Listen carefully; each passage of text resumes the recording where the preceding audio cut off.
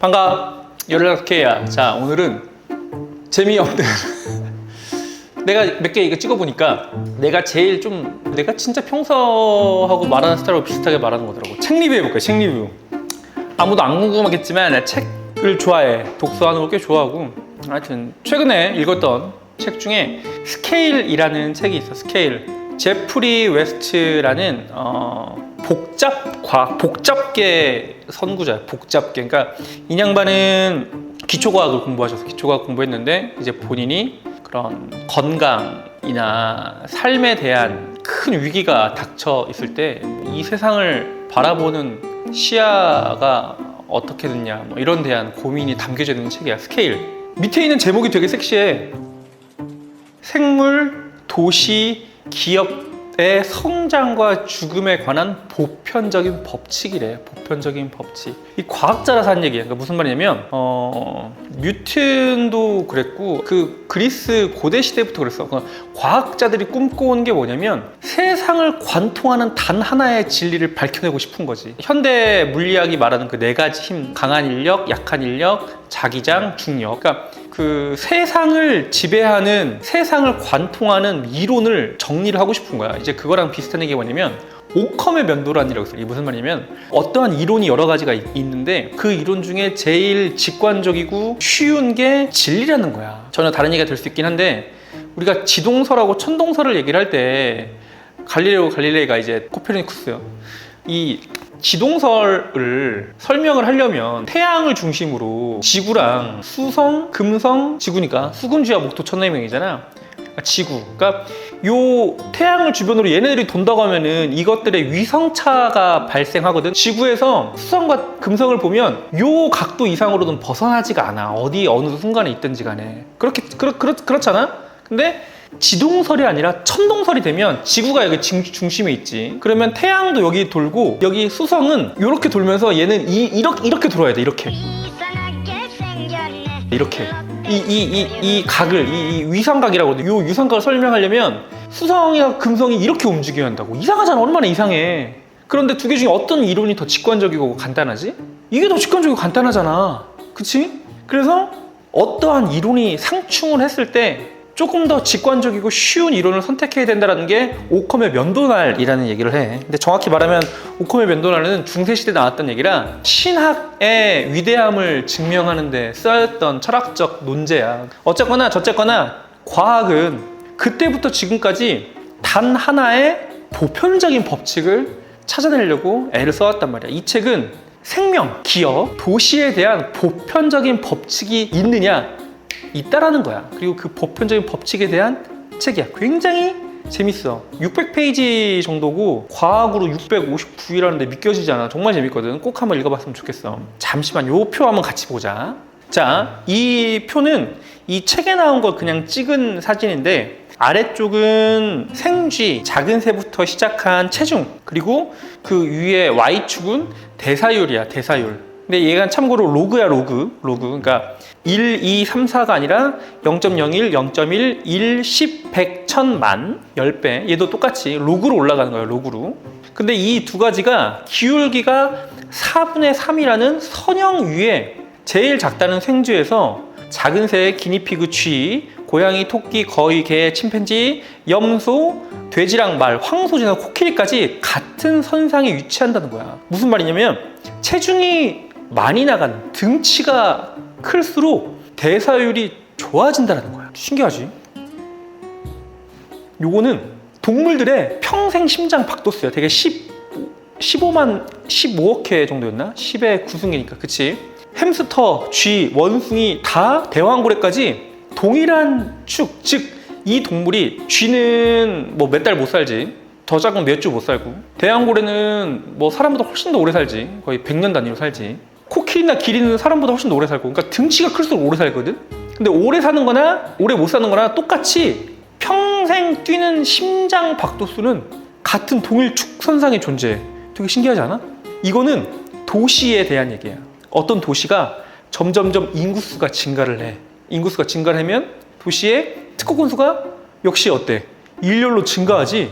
이거는 직원 수가 늘면 늘수록 순이익이 올라간다는 표시야. 야, 너무나 당연한 얘기 아니야? 라고 할 수 있겠지만 로그 함수로 떨어지는 특정한 기울기로 표현이 된다는 게 너무 신기하고 재밌지 않냐? 라는 이야기로 이 책이 시작이. 자, 그래서 아까 말했던 이 책에 생명과 기업, 회사, 도시에 공통된 법칙이 몇 가지 존재하는데 이 생명에 관한 법칙 중에 하나가 체중하고 대사율이 아까 말한 표에서 이게 지수 로그 4분의 3으로 올라간다는 거야. 그래서 커지긴 커지지만 무한정 커질 수 없다는 거지. 대사율하고 체중이 비례 관계가 있으니까. 예를 들면 이 책을 읽으면 나중에 아이들이 아빠 왜 대왕 고래보다 큰 짐승은 없나요? 라는 질문에 대답을 할 수 있게 되죠. 왜냐하면 이 대사율이 정해져 있고 고래든 쥐든 뭐 새든 하나의 세포 크기는 동일하거든. 대부분 큰 차이 안 나. 그러면 이 세포가 감당할 수 있는 그 대사라는 게 있을 거 아니야. 이 간격이 멀어지면 이 혈관하고 얘가 멀어지면은 얘는 굶어 죽을 거 아니야. 그럼 중간중간에 혈관이 들어와야 돼.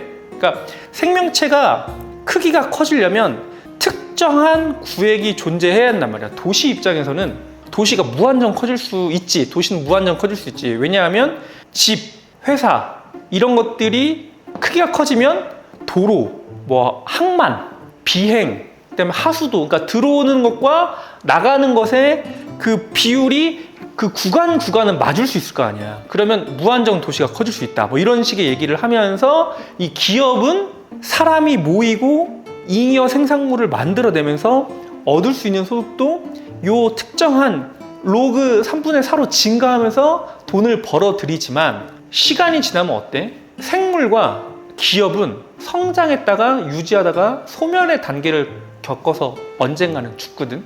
대부분의 생물은 다 죽고 대부분의 기업은 다 없어져. 요게 도시에서는 적용이 잘 안 된다. 왜냐하면 메소포타미아, 이집트는 지금도 그 도시가 있잖아. 그리고 전 세계 도시화율이 계속 올라가고 있고. 그래서 이 책은 이제 두 가지 이야기를 하는데, 하나는 이 생명이 무한정 커질 수 없고 생명의 대사율이 존재하고 각각의 생명이 가질 수 있는 심박수가 고정되는 것처럼 공통된 특징이 있다. 이게 기업도 마찬가지다. 이 생물과 이 기업을 연결하는 원리에 대한 얘기가 한바닥 나오고, 도시는 좀 그렇지 않아. 도시는 계속 성장을 하지. 잘 죽지도 않고. 그런데 생물과 이게 회사지, 회사. 기업과 도시의 가장 큰 차이는 뭐냐면 하나의 시스템, 하나의 뇌, 하나의 심장, 하나의 그 전략기획부 같은 수뇌부가 존재해서 결과적으로 하나의 닫힌 체계라고 그러거든. 닫힌 체계 안에 갇혀 있다라는 얘기라서 반드시 내적 붕괴가 이어진다는 거야. 근데 얘는 도시는 어때? 도시는 체계가 다양하잖아. 그러니까 자율성에 모든 걸 맡겨 있지. 그러니까 A라는 지역, B라는 지역이 점점점 커지고 한두 명에 의해서 계획되고 관리되는 게 아니라 관리하는 주체 및 운영하는 주체가 다양해지면서 영속성을 보장한다는 거지. 이 두 가지 차이가 이제 엔트로피의 증가 법칙 안에 얘네 둘 다가 존재하지만 엔트로피가 닫힌 게 안에 있는지 엔트로피가 좀 더 열린 게 있는지라는 게 이 생물과 회사와 도시의 가장 큰 차이라는 거야. 미안해. 지금 얘기하다 보니까 되게 나도 말하면서 재미가 없어져 버렸네. 재미가 없어져 버렸네. 하지만 이 책에 되게 중요한 메시지가 있어. 어떤 게 있냐면 우리가 뭔가 이제 발달을 하고 발전을 하고 더 성숙된 사회로 나가야 된다면 기술 발전이 이렇게 되면 안 된다는 얘기를 하고 있어. 이건 토마스 쿤의 과학혁명에도 비슷한 얘기가 나오긴 하지만 패러다임이 바뀌어야 되거든. 어떤 시대를 끌어가는 농업, 산업 혁명하고 전혀 다른 이 IT 혁명처럼 시대를 끌고 가는 새로운 이론이 등장을 해야 되고 그 이론이 등장하는 속도도 빨라져야 된다는 거야. 그러니까 발전의 속도도 로그로 올라오지 않으면 언젠간 생명체나 기업처럼 연속하지 못하고 이게 발전의 속도가 계속 올라가지 못하면 언젠가 꺾여서 소멸한다는 얘기거든. 근데 도시는 아직까지는 이제까지 2025년 인류가 일궈온 도시 문명까지는 도시는 아직까지 패러다임을 계속 전환시키고 그 발전 속도를 빨리빨리 하고 있다라는 이제 얘기를 한 거야. 마지막으로 보면 이제 도시가 이제 언제까지 이렇게 할 수 있겠느냐, 무한정의 속도로 갈 수 있겠느냐, 뭐 이런 얘기를 하면서 책을 마무리를 하는데, 일단은 의사로서 이 책을 보면 생명을 관통하는 그 대사의 법칙, 우리가 시대를 살아가는 그 시대를 관통하는 법칙을 추구하는 게 뭐 인류의 목적이 아닐 수는 있겠지만 과학의 목적이거든. 과학이라는 게 시대의 흐름을 관통하는 보편적인 법칙을 찾아내는 게 과학의 굉장히 중요한 목적인데, 이 책은 그런 면에 있어서 현대 기술, 과학이 생물과 도시와 기업을 연결시키는 굉장히 이해하기 쉽고 직관적인 그런 그 시야를 제공했다는 면에서 엄청나게 재밌고 좋은 책이야. 600페이지인데 초반에 조금 이해하기 어려운 내용이 나와서 그렇지, 그냥 아무 생각 없이 이렇게 축축 읽으면 충분히 재밌게 읽을 수 있는 책인 것 같아. 이게 하고 싶은 얘기가 많고 머릿속 정리가 안 되니까 좀 재미가 없고, 이번 거는 좀 망한 것 같아. 이건 좀 망한 것 같은데, 다음에 또 다른 책으로 조금 더 이지한 책으로 한번 가져와 볼게. 여기까지야. 빠이.